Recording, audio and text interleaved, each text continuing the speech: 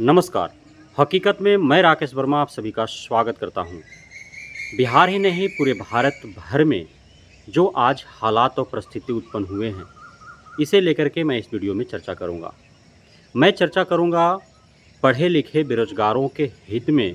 कि आखिर कैसे अनदेखा किया जा रहा है, कैसे उपेक्षा की जा रही है, सिर्फ सत्ता में बैठे नेताओं के द्वारा ही नहीं बल्कि विपक्ष में भी खड़े नेताओं के द्वारा। भारत के जितने भी नेतागण हैं, चाहे जिस भी दल के हों, जो भी हों, सत्ता में बैठे हों या विपक्ष में हों,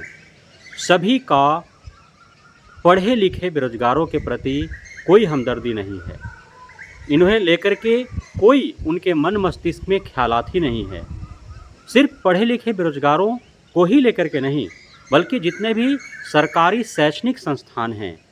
चाहे वह सरकारी प्राथमिक विद्यालय हो, मध्य विद्यालय हो, उच्च विद्यालय हो, उच्च माध्यमिक हो, चाहे महाविद्यालय हो, विश्वविद्यालय हो, या फिर शिक्षा जगत से जुड़े हुए जितने भी कार्यालय हैं, उसमें कार्यरत जितने भी अधिकारी पदाधिकारी कर्मी हैं, सरकारी विद्यालयों में कार्यरत जितने भी शिक्षक शिक्षिका शिक्षणेतर कर्मी हैं, जितने भी पढ़ने वाले छात्र छात्राएँ हैं, इन्हें लेकर के ज़रा से भी चिंता नहीं है, ज़रा सा भी फिक्र नहीं है। कहीं भी कोई भी शिक्षा जगत से जुड़ा हुआ, शिक्षा विभाग से जुड़ा हुआ, सरकारी विद्यालयों, महाविद्यालयों, विश्वविद्यालयों में पढ़ाने वाले शिक्षक शिक्षिकाएं या छात्र छात्राओं से जुड़ा हुआ, कहीं भी पढ़े लिखे बेरोजगारों से जुड़ा हुआ किसी भी प्रकार की कोई घटनाएं होती हैं तो इस पर किसी की नज़रें जाती नहीं हैं। कहीं से भी किसी भी स्तर के कोई भी राजनेता का आप न तो पोस्ट देखते होंगे, न ट्वीट देखते होंगे, न ही कोई वीडियो या फोटो जारी करते हुए देखते होंगे। कहीं बहुत बड़ा भी घटना घट जाता है, बहुत बड़ी दुर्घटना हो जाती है जिसमें शिक्षक शिक्षिकाएं मारे जाते हैं, छात्र छात्राओं की मौत हो जाती है। बावजूद इसके खास करके सरकारी विद्यालयों की मैं बात कर रहा हूँ, सरकारी शैक्षणिक संस्थानों की मैं बात कर रहा हूँ कि यहाँ पे पढ़ाने वाले और पढ़ने वालों का जीवन का कोई मोल नहीं है। वहीं आपने दूसरी तरफ देखा, एक निजी कोचिंग के अंदर अत्यधिक पानी बेसमेंट में भर जाता है, जिस कारण 3 छात्राओं की या छात्रों की मौत हो जाती है। उसको लेकर के पूरे देश भर में बवाल होता है और जो पिछले 10 वर्ष पूर्व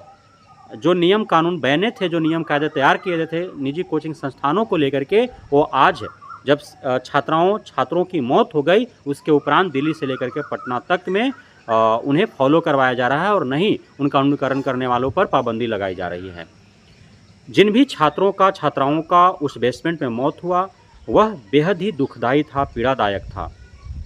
क्योंकि हमने अपने देश के 3 होनहार, 3 काबिल भविष्य को हमने खो दिया है, जो आगे चल कर के हमारे देश का नाम रोशन करते। लेकिन सवाल यह है कि आखिर जितना फोकस निजी शैक्षणिक संस्थानों पर है सरकार का, उतना क्यों सरकारी संस्थानों पर नहीं है, सरकारी शैक्षणिक संस्थानों पर नहीं है। मैंने कई दिनों से, यूँ कहें कि कई महीनों से, यूँ कहें कि वर्षों से, बिहार से लेकर के केंद्र तक और अन्य राज्यों के जितने भी राजनेता हैं, जिनका भी आप नाम जानते हैं और जिनका भी आप अनुकरण करते हैं, किसी भी सोशल हैंडल पर आप फॉलो करते हैं, यदि उनके वक्तव्यों को सुनते होंगे, पढ़ते होंगे, तो आपको पढ़ने, देखने, समझने को मिलता होगा कि किस परिप्रेक्ष्य में और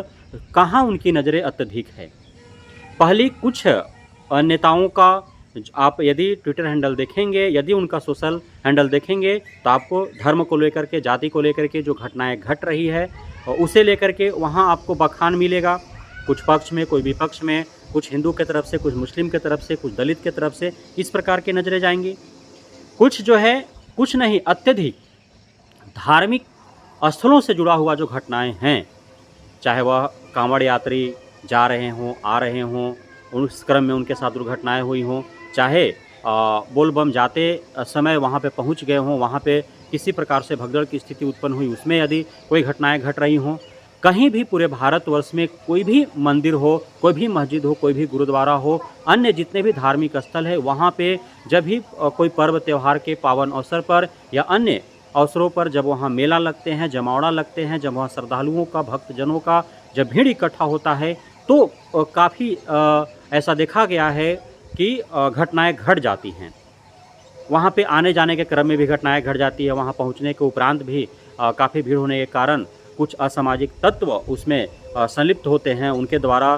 कुछ ऐसा घटनाओं का अंजाम दिया जाता है जिसके कारण भगदड़ मचता है और कुछ लोगों की मृत्यु हो जाती है। तो उसकी खबरें बहुत तेज़ी से आग की तरह फैलती है और पूरे भारत भर के नेताओं के नज़रों तक वो खबरें जाती है और उन खबरों को लेकर के सभी अपने सोशल मीडिया हैंडल पर,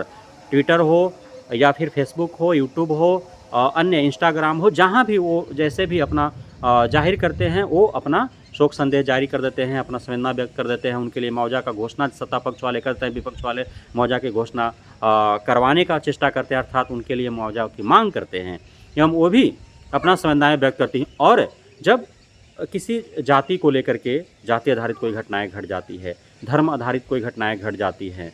या फिर धर्म स्थलों पर किसी प्रकार की घटनाएं घट जाती है, तो चारों तरफ के जो नेताएं हैं, चाहे वो सत्ता में हो, विपक्ष में हो, जितना भी बड़ा हो, चाहे भारत के प्रधानमंत्री हो, किसी राज्य के मुख्यमंत्री हो, गृह मंत्री हो, शिक्षा मंत्री हो, अन्य सांसद विधायक मंत्रीगण हो, सभी में एक कंपटीशन सा ऐसा शुरू हो जाता है कि कौन पहले संवेदना व्यक्त कर रहा है और किनके संवेदनाओं पर अत्यधिक लोगों की नज़रें हैं और किनको कौन वाहवाही लूट रहा है, कौन उनकी भावनाओं के साथ जो है ज़्यादा जुड़ पा रहा है, कौन उनकी संवेदनाएं ले पा रहा है। इस प्रकार से कंपटीशन उनके समक्ष खड़ा हो जाता है। लेकिन जब वहीं पढ़े लिखे लोग या फिर सरकारी विभागों में कार्यरत लोगों के द्वारा जब उनके साथ कोई घटनाएं घटती हैं, उनके किसी परिजन की मौत होती है, सरकारी विद्यालयों में, सरकारी संस्थानों में, महाविद्यालय विश्वविद्यालय में पढ़ाने वाले शिक्षक शिक्षिकाओं की मौत होती है, छात्र छात्राओं की मौत होती है, शिक्षक शिक्षिकाओं छात्र छात्राओं को आने जाने के क्रम में एक्सीडेंट होता है, पैर हाथ टूटता है, सर फटता है, उनकी मौत हो जाती है या फिर अन्य किसी प्रकार की घटनाएँ होती हैं, तो इस पर किसी की नज़रें नहीं जाती हैं। जानते सब है लेकिन जानबूझ करके अनजान बने रहते हैं। पता नहीं क्यों भारत के नेताओं का पढ़े लिखे बेरोजगारों से, पढ़े लिखे लोगों से ज़्यादा नफरतें हैं। उनको ऐसा प्रतीत होता है, ऐसा एहसास होता है कि लोग ज़्यादा पढ़ लिख लेंगे, उनको ज़्यादा यदि पढ़ाई लिखाई हेतु वैल्यू दिया जाएगा, उनको पढ़ने लिखने के बाद ज़्यादा महत्व दिए जाएंगे, ज़्यादा सुविधाएँ मुहैया कराए जाएंगे, तो फिर वो अंधभक्त नहीं बन पाएंगे। वे नेताओं के द्वारा जो भी बरगलाव में बातें कही जाती है, वो फिर उसके झांसे में नहीं आ पाएंगे और काफ़ी मुश्किल हो जाएगा राजनीति करना, सत्ता में बने रहना। शायद ये सोच करके और जितने भी पढ़ने लिखने वाली जो सुविधाएं हैं उसको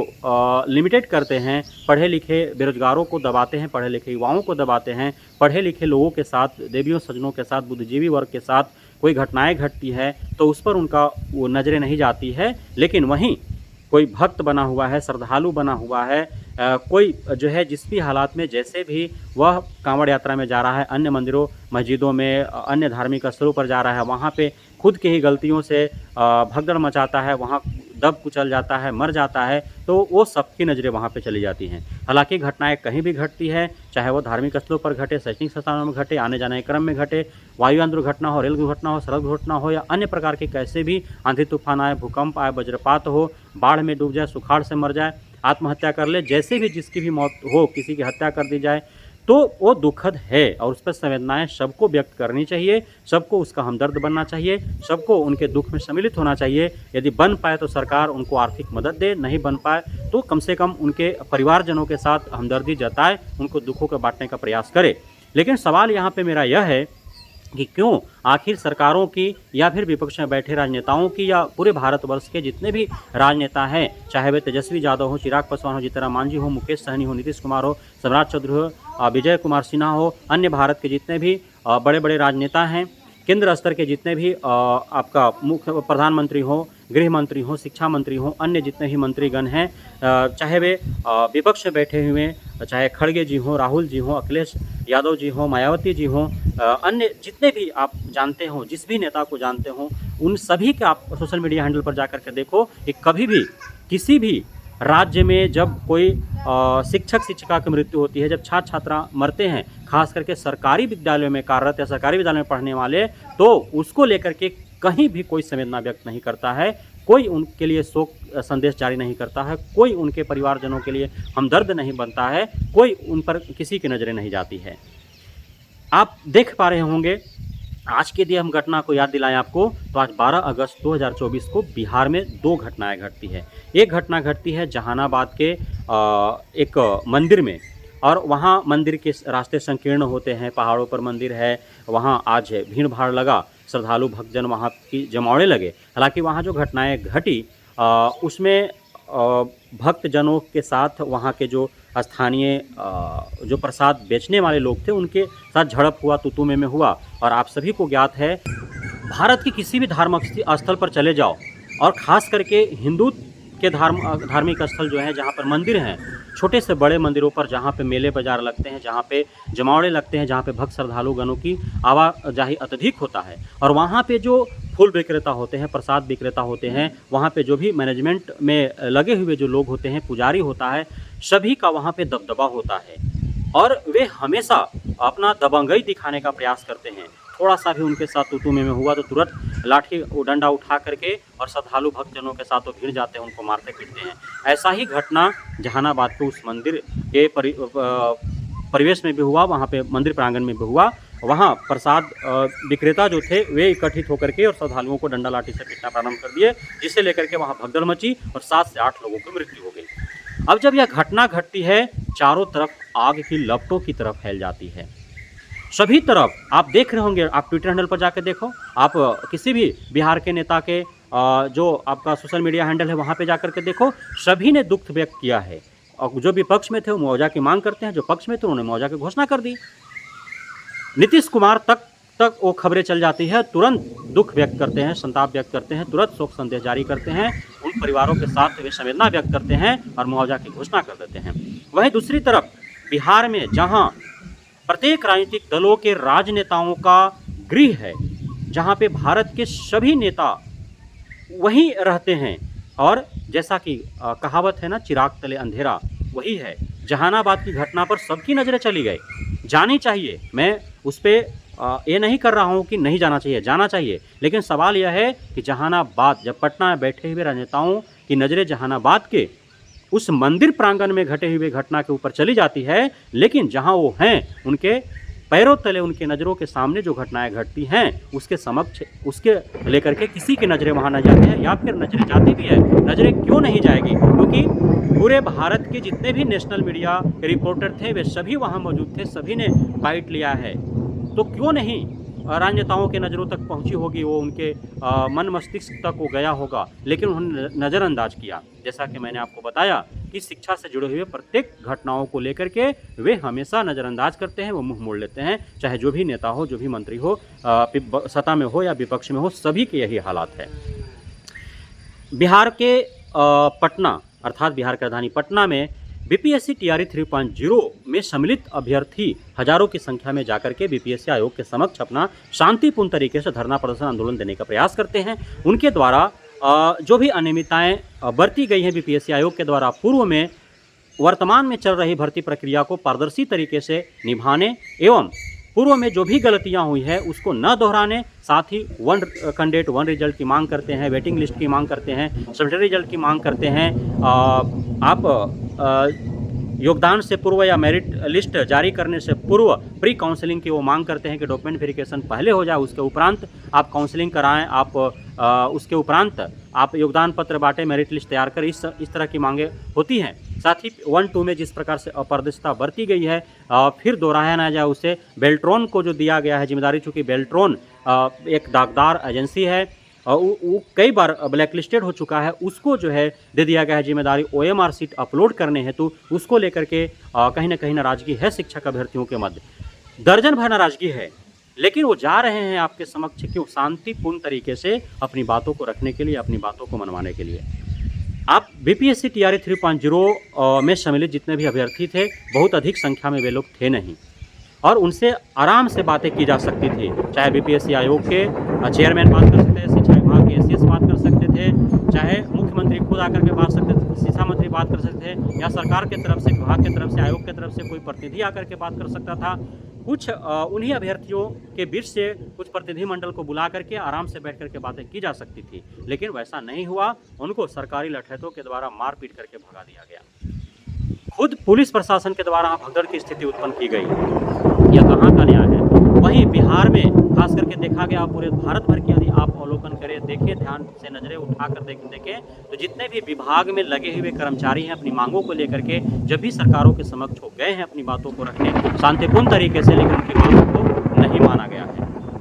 चाहे वो महिला आशाकर्मी हो, चाहे महिला आंगनबाड़ी सहायिका हो, सेविका हो, चाहे महिला रसोई कर्मी हो, चाहे महिला शिक्षिका हो, शिक्षक अभ्यर्थी हो, जो भी हो, स्त्री हो, पुरुष, जो भी सरकारी विभागों में कार्यरत हैं या फिर वे बेरोजगार हैं, नौकरी की मांग करते हैं, अपनी मांगों को लेकर के धरना प्रदर्शन आंदोलन देते हैं, सरकार के समक्ष शांतिपूर्ण तरीके से अपनी बातों को रखने का प्रयास करते हैं, उन्हें सरकारी लठैतों के द्वारा मारपीट करके भगा दिया जाता है। वहीं दूसरी तरफ आप देख पा रहे हैं किस प्रकार से सबकी नज़रें कहीं जाति आधारित कोई उन्माद हो जाए, कहीं धर्म आधारित कोई घटनाएं घट जाए, कहीं धार्मिक स्थलों पर कोई घटनाएं घट जाए, तो सबकी नजरें चली जाती हैं। लेकिन सरकारी विभागों से जुड़े हुए लोगों को लेकर के कोई घटनाएं घटती है, वहाँ किसी की नजरें नहीं जाती हैं। तो इस पर आप सभी जितने भी पढ़े लिखे युवा, चाहे आप रोजगार में हो, बेरोजगार हो, किसी विभाग में कार्यरत हो, आप सभी को